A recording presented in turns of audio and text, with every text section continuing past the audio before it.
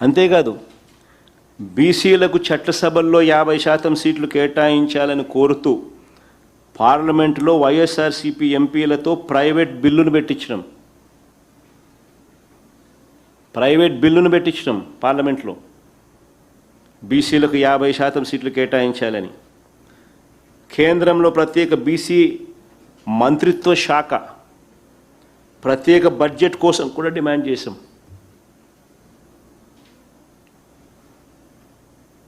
అలాగే బీసీ కులగణన కోసం అసెంబ్లీలో తీర్మానం చేసి కేంద్రానికి కూడా పంపాం. ఇది ఆన్ రికార్డ్.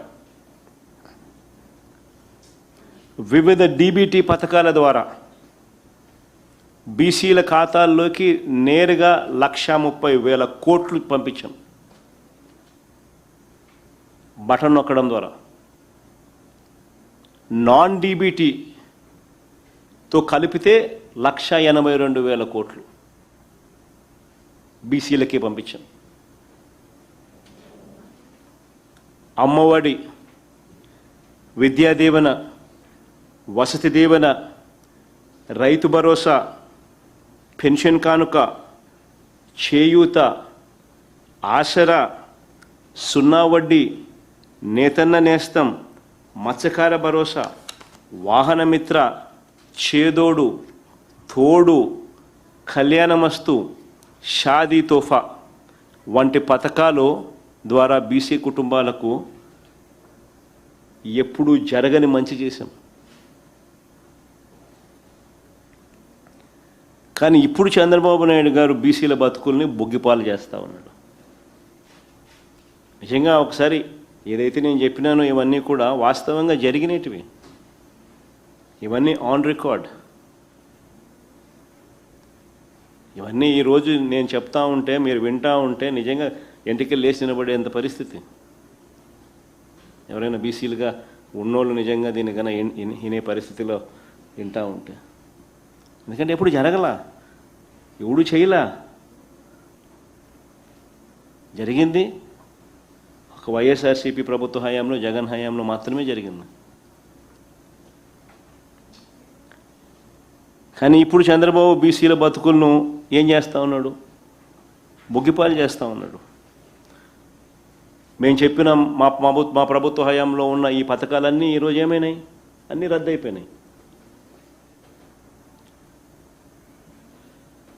పైగా ఈయన చేస్తానన్న సూపర్ 6లు, సూపర్ 7లు, బాండ్లు ఇచ్చి మేనిఫెస్టోలో చెప్పి ఏమైనాయి? అన్ని డస్ట్బిన్లో వేసేసినాడు.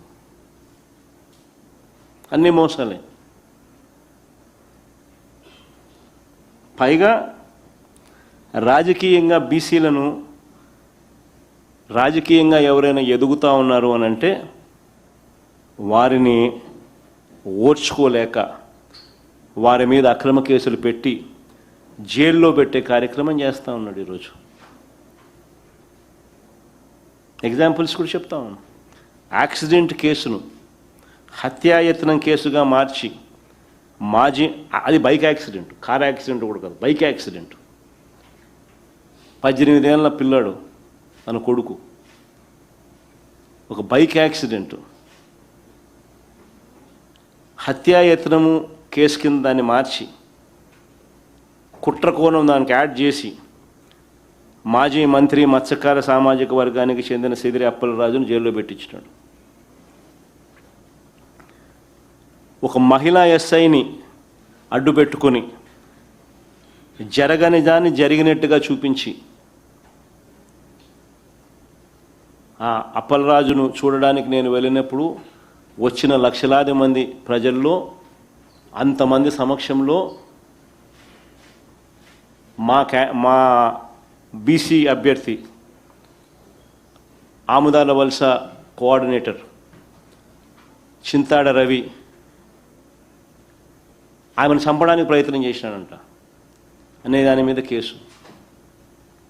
ఆ కేసు మీద ఆయన జైల్లో పెట్టినారు. ఏమన్నా అసలు ఆలోచన చేయమని అడుగుతా ఉన్నా.